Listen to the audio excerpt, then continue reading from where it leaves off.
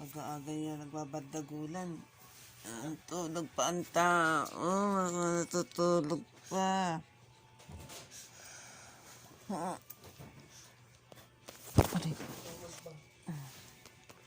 Liwanag na Natutulog pa, 5:30. Umaga, Diyos ko.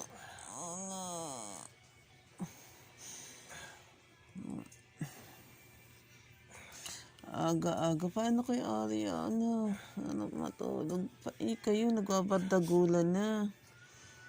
Ha? Nagbabadagulan na kayo ni Bunso? Nalab na anak yan na. Isa. Naginanak, tama na.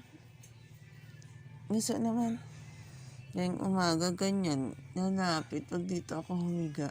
Na.